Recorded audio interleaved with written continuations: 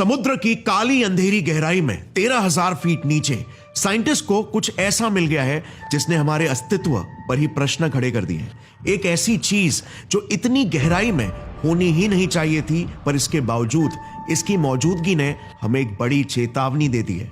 हमने जस्ट 1 महीने पहले ही काफी खबरें सुनी थी कि डीप सी के जानवर भारी तादाद में समुद्र के बाहर निकल रहे हैं। कहीं इसके पीछे यही वजह तो नहीं थी?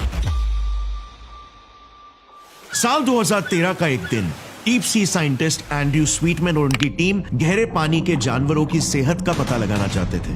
उन्हें आभास था कि डीप सी के जानवरों को इस पर्टिकुलर इलाके में स्पेसिफिकली काफी खतरा हो सकता है। The Clarion Clipperton zone CCZ में, जो पैसिफिक ओशन में हवाई और मेक्सिको के बीच में पड़ता है। अब खतरा क्यों, इसके बारे में मैं आपको कुछ ही देर में बताऊंगा, मगर इसी सोच से एंड्रयू स्वीटमैन ने इस इलाके में अपनी एक खास machine automated sea floor lander को समुद्र के 5,000 मीटर नीचे भेजा। जैसे ही लैंडर नीचे पहुंचा, उसका मुंह खुला और वो गहरे पानी को अंदर खींचने लगा एक स्पेशल चेंबर में। इसे बेंथिक चेंबर कहते हैं। ये बेसिकली एक टैंक है जो गहरे पानी को अपने अंदर कैप्चर करके उसे आइसोलेट करके उसे अपने अंदर लगे सेंसर्स के द्वारा स्टडी करता है। इसके जरिए उन्हें पता लगाना था कि समुद्र के इतने डीप वाटर्स में ऑक्सीजन की मात्रा आखिर कितने स्पीड में कम होती है, क्योंकि जैसे हमें सिखाया गया है, ऑक्सीजन का 80% प्रोडक्शन समुद्र की सतह पर होता है। प्लांट्स, एल्गे, फाइटोप्लैंक्टन्स और कुछ बैक्टीरियाज द्वारा फोटोसिंथेसिस प्रोसेस के जरिए, और फिर यही ऑक्सीजन समुद्र के नीचे के गहरे लेयर्स में डिसॉल्व होकर जाता है, जो मरीन लाइफ को जिंदा रखता है। यानी कि ऑक्सीजन की मात्रा धीरे धीरे समुद्र के गहरे लेयर्स में जाते जाते कम होती चली जाती है, क्योंकि नेचुरली ऊपर की सारी मछलियां उसे यूज कर लेती है। मगर अपने इसी खोज में एंड्रयू स्वीटमैन ने जो देखा वो बिल्कुल ही अजीब था। ऑक्सीजन की मात्रा कम होने के जगह पे उल्टा और तेजी से गहराई में बढ़ रही थी। सारी मछलियों के ऑक्सीजन को यूज करने के बावजूद ऑक्सीजन कम नहीं हो रहा था, बल्कि और बढ़ रहा था। अब कुछ एरियाज में तो इवन सतह के पानी से भी ज्यादा ऑक्सीजन उन्हें गहरे समुद्र में मिला। यह ऑब्जर्वेशन इतना वियर्ड था कि एंड्रू और उनकी टीम को तो पहले तो यकीन ही नहीं हुआ। उन्हें दोबारा टेस्ट करना पड़ा डिफरेंट मेजरमेंट इक्विपमेंट्स यूज करके, और अंत में फाइनली कंफर्म किया कि यस, समुद्र की अंधेरी गहराइयों में कुछ तो ऐसी चीज है जो ये अननोन ऑक्सीजन को प्रोड्यूस कर रही है। इसे नाम दिया गया द डार्क ऑक्सीजन। बट ये डार्क ऑक्सीजन आखिर प्रोड्यूस कैसे हो रहा था, और ये अब तक हमसे कैसे छुपा रह गया? क्या जो डीप सी के अतरंगी और जायंट क्रीचर्स हैं वो इस डार्क ऑक्सीजन पर डिपेंडेंट है? क्या उनकी लाइफ के एवोल्यूशन में इस डार्क ऑक्सीजन का कोई रोल रहा है? ये सारे सवाल एंड्रयू को सताने लगे, और फिर एंड्रयू की नजर एक बहुत ही इंटरेस्टिंग ऑब्जर्वेशन की तरफ गई।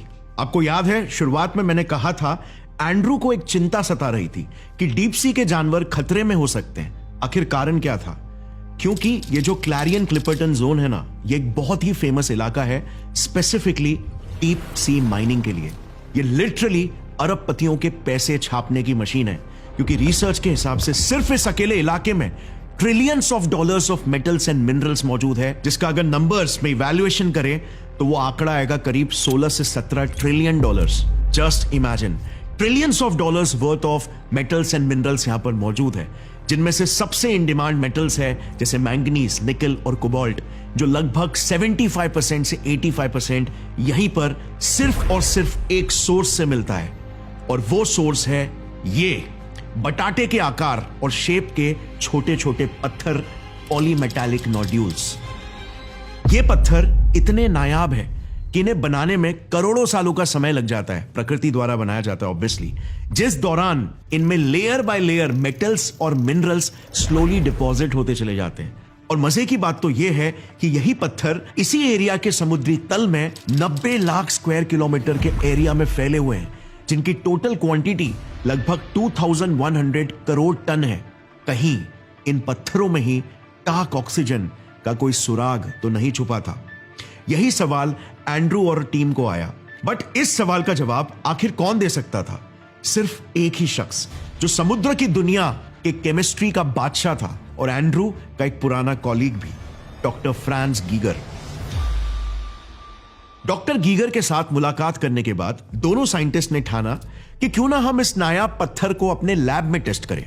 एग्जैक्टली एक वैसे ही एनवायरनमेंट को क्रिएट करके जैसे कि समुद्र के तल में है। इससे हम इन पत्थरों के बिहेवियर को एकदम गौर से ऑब्जर्व कर पाएंगे और अपने आप ही ऑक्सीजन का ऑक्सीजन और पानी का पानी हो जाएगा साफ हमारी आंखों के सामने। और इसीलिए फिर वो तुरंत ओशन फ्लोर से वही पॉलीमेटालिक नोड्यूल्स लेकर आए, उसे मर्क्यूरी क्लोराइड से डिसइंफेक्ट किया ताकि अगर कोई ऑक्सीजन प्रोड्यूसिंग बैक्टीरिया हो जो उसके ऊपर बैठा है और वो एक्चुअली में ऑक्सीजन प्रोड्यूस कर रहा है तो उसे वो मार सके। और फाइनली उसे एक एयर टाइट जार में पानी के अंदर रखकर कोल्ड और सॉल्टी वाटर का एग्जैक्ट एनवायरनमेंट रिक्रिएट किया और ऑक्सीजन लेवल्स को ट्रैक करना शुरू किया। और एग्जैक्टली वैसा ही हुआ जैसे डीप सी में हो रहा था। ऑक्सीजन कम होने की जगह पर उस जार में इंक्रीज होने लगा, और वो भी इतना कि नॉर्मल लेवल से 3 गुना बढ़ गया था। यानी कि अब ये तो एटलीस्ट प्रूव हो गया था कि इस नए जन्म में ऑक्सीजन गैस का सोर्स कोई प्लांट या माइक्रो ऑर्गेनिज्म बिल्कुल नहीं है। इस ऑक्सीजन का सोर्स बायोटिक नहीं बल्कि एबायोटिक है। सो फिर आखिर हो क्या रहा था? एक काला खुरदुरा सा पत्थर आखिर ऑक्सीजन की सांसें कैसे छोड़ रहा था? अब बस जरूरत थी सिर्फ एक आखिरी एक्सपेरिमेंट की, जिससे डॉक्टर गीगर का शक फाइनली यकीन में बदल जाएगा। मगर डॉक्टर गीगर के लिए यह इतना आसान नहीं होने वाला था, क्योंकि इन दोनों साइंटिस्ट के पीछे हाथ धोकर पड़ गए थे कुछ बड़े लोग जिन्हें अरबों छापने थे।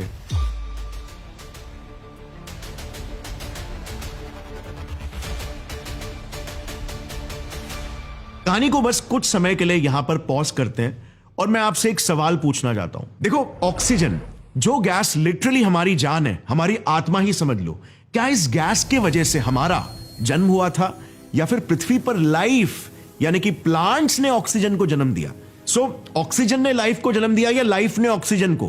काइंड ऑफ लाइक मुर्गी पहले आई कि अंडा, राइट? देखो, आपको यह सुनकर बहुत हैरानी होगी, पृथ्वी का जन्म 4.5 बिलियन सालों पहले हुआ था, राइट?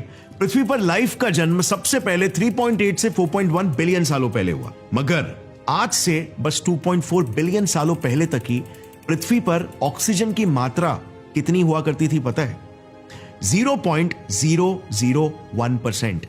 और आज कितनी है? 21%। और इसीलिए तो आज हम जैसे जीव सांस ले पा रहे और हम जिंदा है। तो सवाल यह आता है कि आज से 2.4 बिलियन सालों पहले पृथ्वी पर एग्जैक्टली ऐसा क्या हुआ था कि मानो ऑक्सीजन का बॉम्ब ही फूट पड़ा। जस्ट इमेजिन करो, आज से 2.7 बिलियन सालों पहले की पृथ्वी बिल्कुल एक एलियन प्लैनेट की तरह ही दिखती थी। घना मीथेन और कार्बन डाइऑक्साइड से भरा नारंगी आसमान, बिना ऑक्सीजन के, सल्फर और आयन से भरा समुद्र जिसकी सतह पर कुछ बैक्टीरिया और माइक्रो ऑर्गेनिजम्स पनप रहे हैं इसी केमिकल के कचरे पर दावत मनाकर। इन्हीं केमिकल कचरों पर चरने वाले जीवों में जन्म होता है एक हीरो का, जो पृथ्वी की तकदीर ही बदल देगा। सियानोबैक्टीरिया ने एक ऐसा जेनेटिक म्यूटेशन हासिल किया जिससे इसमें खूबी आ गई कि सनलाइट और पानी का इस्तेमाल करके एनर्जी प्रोड्यूस कर सकता था, जिसे आज हम फोटोसिंथेसिस कहते हैं। मगर इसी प्रक्रिया में यह ऑक्सीजन गैस छोड़ने लगा वेस्ट के तौर पर, जिस वेस्ट ने ही पृथ्वी पर जिंदगी की दिशा और दशा दोनों बदल दी। ये जीव पृथ्वी पर अरबों की संख्या में तेजी से मल्टीप्लाई होने लगे। ऑक्सीजन की मात्रा बढ़ती चली गई, मानो पृथ्वी की जमीन और समुद्रों का एक एक इंच ऑक्सीजन की सांसें छोड़ रहा था। इससे हुआ यह कि जो बाकी के केमिकल में पलने वाले जीव थे वो मरने लग गए, क्योंकि ऑक्सीजन गैस उनके लिए जहरीली थी, टॉक्सिक थी, क्योंकि ऑक्सीजन एक्सट्रीमली रिएक्टिव है। मगर इसी बदलती प्रकृति और परिस्थिति ने फिर एक नए नस्ल के जीवों को ही जन्म दे दिया, जिनके लिए यह जहरीला ऑक्सीजन अमृत था। जन्म हो चुका था हमारे माइक्रोस्कोपिक पूर्वजों का, जो फिर इसी ऑक्सीजन गैस की छत्र छाया में, लिटरली छत्र छाया में, क्योंकि ऑक्सीजन गैस ने ही ऊपर एटमॉस्फेयर में ओजोन लेयर भी बनाया, जिसके प्रोटेक्शन में ही हम तेजी से मल्टीप्लाई और इवॉल्व होते चले गए उन सभी रूपों और रंग में जो हमें आज दिखते हैं। इस घटना को साइंटिस्ट ने द ग्रेट ऑक्सीडेशन इवेंट कहा, और इसी के बाद ही पृथ्वी वो ग्रह बन पाई जिसे आज हम घर बुलाते हैं। मगर अब आता है कहानी में ट्विस्ट। इस नए डार्क ऑक्सीजन का मिलना इस बात को कॉन्ट्रडिक्ट कर रहा है, राइट? क्योंकि ऑक्सीजन तो पहले से ही पृथ्वी पर मौजूद थी, एटलीस्ट पानी के डीपर लेयर्स में। इनफैक्ट आज भी कई स्टडीज ने यह बताया कि क्लैरियन क्लिपर्टन जोन में 5000 से 6000 जीवों की ऐसी प्रजातियां हैं जो सिर्फ इस इलाके में ही सरवाइव करती है। 88 से 92% प्रजातियां तो इनमें से ऐसी है जो यहां के समुद्र के तल में रेंगती है, मगर हमारे लिए एकदम अननोन और अनडिस्क्राइब्ड है। और ये सारे के सारे इसी डार्क ऑक्सीजन पर ही डिपेंडेंट है। हमें कैसे पता? वेल 1980s में इसी एरिया में कुछ खुदाई की गई थी जस्ट टेस्ट करने के लिए, और पूरा इकोसिस्टम तहस महस हो गया। 70 से 80% जीव तबाह हो गए, इस हद तक कि आज 45 सालों बाद तक ये रिकवर नहीं हो पाए। यार हमें ऐसा लगता है कि पूरा का पूरा डीप सी सिर्फ एक ही इकोसिस्टम है, बट ऐसा सोचना एक बहुत बड़ी गलती है। इट्स लाइक सेइंग क्योंकि मैं मुंबई में रहता हूं तो पूरी दुनिया मुंबई की तरह ही है।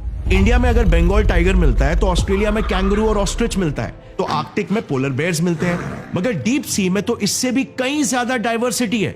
यहां पर एक एक ट्रेंच यानी कि गहरे सुरंगों में तक अलग अलग प्रजातियां रहती है जो सिर्फ उस दुनिया के लिए ही विकसित हुए हैं। आप बिलीव नहीं करोगे, मगर एक ब्लू व्हेल भी अगर सतह पर मरता है ना, तो उसके 150 टन के कार्कस पर नीचे गिरते गिरते हजारों जीव दावत मनाते हैं। एक दिन के लिए नहीं, बल्कि 50 सालों तक। सबसे पहले बड़े शिकारी जैसे हैगफिश और शार्क्स उसके मीट पर दावत मनाते हैं, फिर स्कैवेंजर्स जैसे क्रस्टेशियंस, मोलस्क्स बचा कुचा मांस खाते हैं, जिसके बाद फिर वर्म्स सारा कुछ चढ़ जाते हैं, मगर अंत में जो भी हड्डियां, चर्बियां और सड़ी गली चीजें बच जाती है उस पर अब कई पुश्तों तक केमिकल खाने वाले बैक्टीरिया चढ़ते हैं जो भारी मात्रा में हाइड्रोजन सल्फाइड गैस बनाते हैं। इसे सल्फोफिलिक स्टेज बोलते हैं। और हाइड्रोजन सल्फाइड गैस तो आपको पता ही है, डीप सी माइक्रोस का बेहतरीन खाना है, जिन्हें फिर ट्यूब वर्म्स खाते हैं, जिन्हें फिर स्क्विड्स और मछलियां खाते हैं, और ये सिलसिला चलता रहता है। क्या ही घिनौनी खूबसूरती है प्रकृति की, राइट? क्या आपको पता है डीप सी में जहरीले तालाब भी होते हैं? अब जहरीले हमारे लिए ऑफ कोर्स, कई जीवों के लिए तो उनका घर, उनकी दुनिया। ये देखना, इन्हें कहते हैं कोल्ड सीप्स या फिर ब्राइन पूल्स। अब समुद्र के अंदर तालाब, अजीब है राइट? ये इसीलिए क्योंकि ये ब्राइन के बने हैं, जो कि एक्सट्रीमली नमकीन पानी होता है, 5 to 6 times more salty than sea water. और इसीलिए ये पानी सी वाटर में भी डूब जाता है क्योंकि इसकी डेंसिटी ज्यादा होती है और क्योंकि यहां पर ऑक्सीजन नहीं होता है, और भर भर के मीथेन, दूसरे गैसेस और मिनरल्स जमा हो गए होते हैं। ये कई जानवरों के लिए भी जहरीले होते हैं, मगर यही जहर कई बैक्टीरियाज का खाना है, जिन्हें खाने कई शेलफिशेस इस तालाब के चक्कर काटते हैं, जिन्हें फिर आगे जाकर केकड़े, श्रिम्प्स और मछलियां खाती है, एंड इवन शार्क्स। ये टिपिकल एग्जाम्पल है कि कैसे एक छोटा सा भी इकोसिस्टम एक बड़े फूड चेन को कनेक्ट करता है, जिस पर कई जीवों की जानें निर्भर करती है, वो भी कई दशकों और सदियों तक। और अब अगर हम बात करें पॉलीमेटालिक नोड्यूल्स की, जो यही डार्क ऑक्सीजन प्रोड्यूस करते हैं, एक बड़ा इकोसिस्टम क्रिएट करते हैं, तो 1980s के माइनिंग ऑपरेशंस ने ये ऑलरेडी प्रूव भी कर दिया है, 70 से 80% जीवों और इनके इकोसिस्टम्स को तबाह करके, जो आज 45 साल बाद तक भी रिकवर नहीं हो पाए। मगर अफसोस की बात यह है, इतने सारे क्लियर सबूतों के बाद भी पता है एक पावरफुल लॉबी खड़ी हो चुकी है जो इसे खुलेआम डिनाई कर रही है, जैसे द मेटल्स कंपनी टीएमसी। यार सबसे आयरॉनिक बात पता है क्या है? यही टीएमसी कंपनी ने खुद साइंटिस्ट के जरिए डीप सी के इनिशियल रिसर्च को करवाया था, मगर जब कड़वी सच्चाई बाहर निकल कर आई तो फिर इसे पूरा दबाने की कोशिश की। टीएमसी ने उन दोनों साइंटिस्ट की खोज को फ्लॉड और मिसलीडिंग बताया, और इवन नेचर जियोसाइंस जर्नल, जो कि एक proper peer reviewed scientific journal है, उसे तक दोषी ठहराने लगे। क्या इन अरबपतियों और कंपनियों के लिए डॉलर्स समुद्र के नाजुक फेफड़ों से भी ज्यादा जरूरी है? वेल, इन्हें रोकने का बस सिर्फ एक ही तरीका था, और वो इन दोनों साइंटिस्ट के बस में था। सो अब तक एंड्रू स्वीटमैन और डॉक्टर फ्रांस गीगर, इन दोनों साइंटिस्ट ने यह तो प्रूव कर दिया था अपने लैब एक्सपेरिमेंट्स के जरिए कि ये मेटालिक नोड्यूल्स वाकई में ऑक्सीजन गैस रिलीज करते हैं, मगर उन्हें बस अभी उसके पीछे का एग्जैक्ट मैकेनिज्म प्रूव करना था कि किस मैकेनिज्म के जरिए डार्क ऑक्सीजन प्रोड्यूस हो रहा है। सो ये दोनों साइंटिस्ट आखिर ये कैसे कर पाते? वेल, डॉक्टर फ्रांस को याद था कि उन्होंने बहुत पहले एक बार लैब एक्सपेरिमेंट के जरिए यह प्रूफ करके बताया था कि समुद्र का नमकीन पानी कुछ खास हालातों में जंग लगे मेटल्स के साथ इंटरैक्ट करके इलेक्ट्रिसिटी यानी कि बिजली पैदा कर सकता है। यस, एक अंडर वाटर बैटरी की तरह। सही हालातों में ये एक सिंपल टाइप के रिएक्शन को क्रिएट कर सकते हैं, जिस रिएक्शन के बारे में हमने बचपन में भी पढ़ा है। वाटर यानी H2O को दो पार्ट्स में जो स्प्लिट कर सकता है, हाइड्रोजन और ऑक्सीजन में। मैं बात कर रहा हूं इलेक्ट्रोलाइसिस की। सो कहीं ये अंडर वाटर पॉलीमेटालिक नोड्यूल्स भी इसी रिएक्शन के जरिए ऑक्सीजन को तो रिलीज नहीं कर रहे हैं? क्या समुद्र की अंधेरी गहराइयों में अरबों अंडर वाटर बैटरीज छुपे हुए हैं जो यही डार्क ऑक्सीजन को प्रोड्यूस कर रहे हैं? Sounds weird, right? वेल, इसे टेस्ट करना बहुत ही जरूरी था, जिसके लिए वंस अगेन दोनों साइंटिस्ट ने इन पत्थरों के सैंपल्स को लैब में लाया और उन्हें गहरे समुद्र की तरह एक एनवायरनमेंट वाले नमकीन पानी में डाला। मगर इस बार उन्होंने उन पत्थरों की सतह पर दो इलेक्ट्रोड्स लगाकर उसे एक वोल्ट मीटर से मेजर किया and they were shocked. I mean both emotionally and literally, क्योंकि 0.95 वोल्ट्स की इलेक्ट्रिसिटी वाकई में प्रोड्यूस हो गई। बट आखिर कैसे? वेल, जस्ट एकदम शॉर्ट में आपको फिजिक्स के कॉन्सेप्ट का रिवीजन करवा देता हूं, फिर मजा आएगा। देखो, 0.95 वोल्ट्स इलेक्ट्रिसिटी का मतलब क्या होता है, और वो भी एक पत्थर से। इलेक्ट्रिसिटी का सिंपल सा सिद्धांत है कि इलेक्ट्रिसिटी हमेशा हाई पोटेंशियल से लो पोटेंशियल की तरफ जाएगी। ये बेसिकली एक यूनिवर्सल सिद्धांत है जो ब्रह्मांड भर में लागू करता है। जैसे फॉर एग्जांपल, इमेजिन करो आपने अगर एक पाइप लिया और उसमें पानी भर दिया, क्या इस पाइप में पानी अपने आप ही आगे जाएगा? नहीं, राइट? मगर वहीं अगर आपने पाइप का एक छोर लिया और उसे लिफ्ट कर दिया, तो अब उस पाइप के पानी में अचानक से एक फोर्स क्रिएट हो जाएगा जो उसे आगे की तरफ पुश करेगा। वेल, इलेक्ट्रिसिटी एग्जैक्टली ऐसे ही काम करती है। पाइप को लिफ्ट करना पोटेंशियल डिफरेंस क्रिएट करना था, और पानी का फ्लो चार्ज के आगे बढ़ने का फोर्स है, जिसे हम मेजर करते हैं वोल्ट्स में। एक डबल ए बैटरी, जिसे 1.5 वोल्ट्स की बैटरी भी कहते हैं, उसमें पॉजिटिव टर्मिनल और नेगेटिव टर्मिनल के बीच 1.5 वोल्ट्स का पोटेंशियल डिफरेंस होता है, और उसी डिफरेंस को कवर करने के लिए चार्ज उस साइड जहां वो ज्यादा संख्या में है से दूसरी साइड जहां पर वो कम है की तरफ 1.5 वोल्ट्स के फोर्स से ट्रैवल करते हैं। और बीच में अगर आप कोई भी सर्किट घुसा दो, जैसे एक बल्ब फॉर एग्जांपल, तो चार्ज उस सर्किट से पास होकर भी नेगेटिव टर्मिनल तक पहुंच जाएंगे और वो बल्ब लाइट अप हो जाएगी। अब इस पॉलीमेटालिक पत्थर में अगर आप देखोगे ना, तो मैंगनीज तो ऑलरेडी है, जो एग्जैक्टली हमारे बैटरीज में ही होता है, और जो बैटरीज में ही पॉजिटिव टर्मिनल भी क्रिएट करता है। बस इनमें बैटरीज की तरह जिंक नहीं है, बट उसको रिप्लेस करता है आयरन ऑक्साइड, जो नेगेटिव टर्मिनल का रोल प्ले करता है। और बाकी मीडियम, जिसे इलेक्ट्रोलाइट कहते हैं, वो तो सी वाटर है ही, जो आयोन्स जैसे Na+, Cl-, H2+, OH- से भरा हुआ है। और इसी वजह से जब साइंटिस्ट ने इसकी सतह के एक पॉइंट पर जब एक इलेक्ट्रोड लगाया और दूसरे पॉइंट पर दूसरा, तो वोल्ट मीटर ने 0.95 वोल्ट्स की इलेक्ट्रिसिटी की रीडिंग दिखाई, जो कि ये दोनों साइंटिस्ट के लिए एकदम शॉकिंग इसीलिए था क्योंकि इन्होंने मिली वोल्ट्स में बिल्कुल भी एक्सपेक्ट नहीं किया था, बल्कि नैनो वोल्ट्स में इलेक्ट्रिसिटी निकल कर आएगी ये एक्सपेक्ट किया था। सो एक्सपेक्टेशन से कहीं ज्यादा इलेक्ट्रिसिटी प्रोड्यूस हुई। अब अगर ये पत्थर वाकई में इलेक्ट्रिसिटी प्रोड्यूस कर रहे हैं, तो क्या इसका मतलब सिंपल है कि गहरे समुद्र में इलेक्ट्रोलाइसिस की प्रक्रिया हो रही है जिसमें ढेर सारा डार्क ऑक्सीजन प्रोड्यूस हो रहा है? Well, there is a catch. दोनों साइंटिस्ट ने यह एग्री किया कि इलेक्ट्रोलाइसिस की प्रक्रिया को रूप लेने के लिए एटलीस्ट 1.23 वोल्ट्स की इलेक्ट्रिसिटी की जरूरत होगी, मगर हमें तो सिर्फ 0.95 वोल्ट्स ही मिला, जिसे उन्होंने अपने रिसर्च पेपर में एड्रेस करते हुए यह लिखा कि ये पत्थर 1.23 वोल्ट्स भी डेफिनेटली प्रोड्यूस कर सकते हैं अगर ये एक साथ ज्यादा संख्या में या क्लस्टर्ड फॉर्म में मिले, जो कि मिलना एक डीप वाटर लैंडस्केप में काफी कॉमन है। जैसे फॉर एग्जांपल, दो पत्थर ही एक साथ मिलकर 1.9 वोल्ट्स प्रोड्यूस कर सकते हैं। अब 2023 में ही इस रिसर्च को प्रॉपर्ली वैलिडेट किया गया, स्टैटिस्टिकल डेटा से भी ये कंफर्म किया गया कि इस वोल्टेज से ऑक्सीजन प्रोड्यूशन का लिंक कंसिस्टेंट है। और इसके बाद फाइनली 2024 में एक proper peer reviewed scientific journal nature geoscience में स्टडी को पब्लिश किया गया, क्योंकि एविडेंस वाकई में काफी कन्विंसिंग थे। मगर सितंबर 2024 को द मेटल्स कंपनी का एक अनयूजुअली बड़ा रिप्लाई आता है, ढेर सारा रॉ डेटा और रिसर्च नोट्स के साथ, चैलेंज करते हुए कि ये डिस्कवरी बिल्कुल फ्लॉड है। उनका कहना यह था कि वो $75 मिलियन खर्च करके 12 सालों से रिसर्च को फंड कर रहे हैं एक ऑनेस्ट और सस्टेनेबल तरीके से माइनिंग करने के लिए, ताकि मिनरल्स निकालकर क्लीन एनर्जी प्रोड्यूस कर सके। मगर इस कंपनी के बात को कितना ट्रस्ट किया जा सकता है? ये तो वही बात हो गई ना कि बिल्ली खुद को ही दूध की सबसे ईमानदार पहरेदार बता रही है। इनका कॉन्फ्लिक्ट ऑफ इंटरेस्ट साफ नजर आता है। बट इस मुद्दे में COMRC यानी कि critical ocean minerals research centre भी घुस गई, जिसने इस डिस्कवरी को येलो फ्लैग बताया, क्योंकि उनका कहना था कि 2 और रिसर्चर्स यही एक्सपेरिमेंट पहले भी कर चुके, मगर उन्हें तो ऐसे रिजल्ट्स नहीं मिले। जैसे यूनिवर्सिटी ऑफ सदर्न डेनमार्क ने एक सिमिलर रिसर्च किया था, मगर एक दूसरे किस्म के लैंडर, कोवेरियंस लैंडर को यूज करके। उन्हें तो उल्टा रिजल्ट मिला, ऑक्सीजन बढ़ नहीं बल्कि घट रहा था। अब इस पर एंड्रू और टीम का रिस्पॉन्स यह था कि कोवेरियंस लैंडर इतना एक्यूरेटली रिजल्ट्स को मेजर नहीं कर सकता है।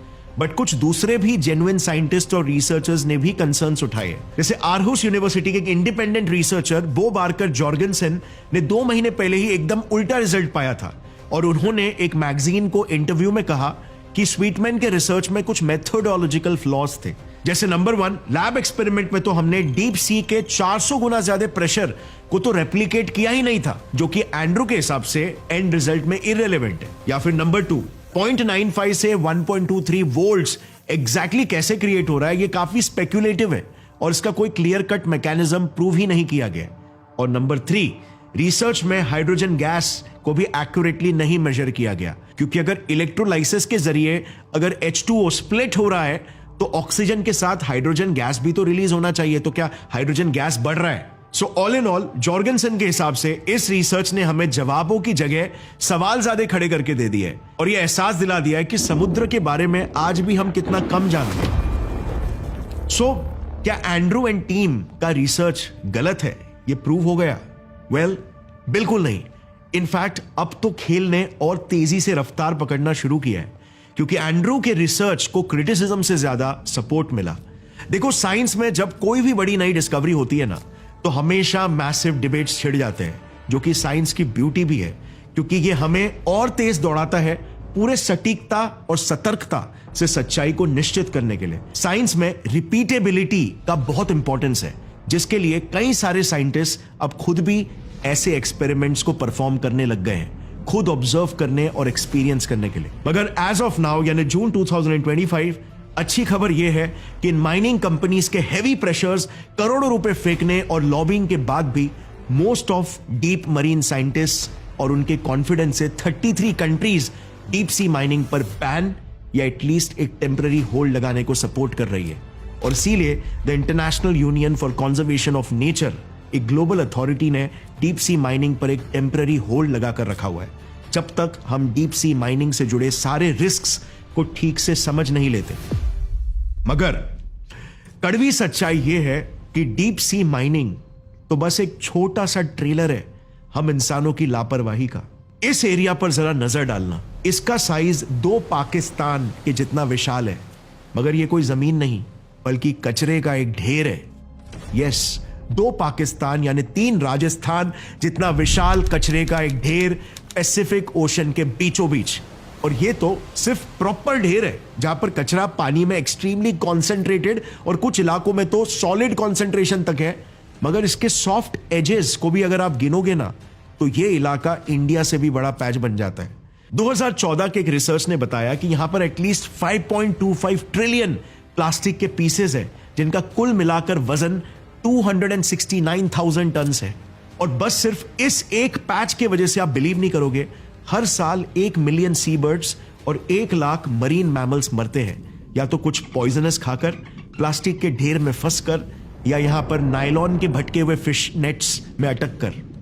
और सबसे कंसर्निंग बात तो यह है कि यह दुनिया का कोई इकलौता गार्बेज पैच नहीं है, बल्कि यह देखिए, दुनिया में एटलीस्ट ऐसे 5 मेजर गार्बेज पैचेस हैं और ना जाने कितने सारे माइनर पैचेस होंगे। यार, एक रिटायर्ड नेवल ऑफिसर और रिसर्चर विक्टर वेस्कोवो का ही एक किस्सा सुन लो। उन्होंने अपने 5 डीप्स एक्सपीडिशन में 5 ओशियंस के सबसे डीपेस्ट पॉइंट पर जाने की ठानी थी, और जैसे ही वो वहां पर पहुंचे, प्लास्टिक के बैग्स और रैपर्स ने उनका स्वागत किया। But as I continued going along the bottom, cruising around, I did see, what appeared to be 1 or 2 particles of man-made matter, and one of them had a letter on it, printed. Just imagine, पानी के 11 kilometre नीचे एक गहरे सुरंग में तक ये plastics पहुंच रहे।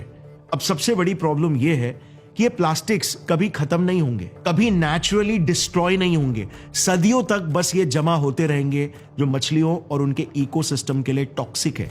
बताता हूं क्यों। जिस तरह हम लापरवाही दिखा रहे हैं ना, कई रिपोर्ट्स के हिसाब से 2040 तक समुद्रों में प्लास्टिक्स की मात्रा ट्रिपल हो जाएगी, यानी समुद्र में मछलियों से ज्यादा प्लास्टिक्स पाया जाने लगेगा। Just imagine. और ये तो मैंने मैक्रो यानी बड़े साइज के प्लास्टिक्स की बात की है, जिसका मतलब यह है कि समुद्र में माइक्रो प्लास्टिक्स तो और तेजी से मल्टीप्लाई होंगे। 2017 की एक स्टडी के अनुसार आज 71% सीबर्ड्स और 30% टर्टल्स के पेट में प्लास्टिक्स और माइक्रो प्लास्टिक्स पाए जा रहे हैं, जिनमें से 50% जानवर इसी के वजह से घुटकर मर जाते हैं।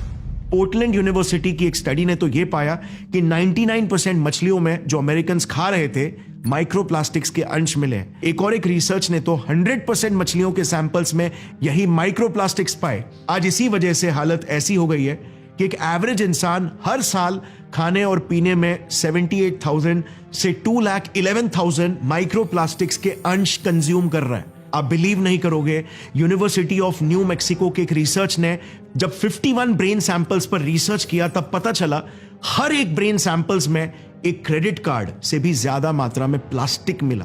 यस, ब्रेन के मास का 0.5% जो आता है 6 से 7 ग्राम्स प्योर प्लास्टिक, एक क्रेडिट कार्ड जितना सिर्फ आपके दिमाग के अंदर। सोचो फेफड़ों, किडनीज और दूसरे ऑर्गन्स में कितना होगा। और नोट, ये टेस्ट तो अमेरिकन्स पर किया गया था। इंडियंस में, आप में और मेरे में ये प्लास्टिक की मात्रा बिल्कुल हो सकता है इससे कहीं ज्यादा एक्सीड करती है, क्योंकि we all know it, India में कोई रेगुलेशंस ही नहीं है, ना हवा, पानी, खाने, किसी में भी नहीं।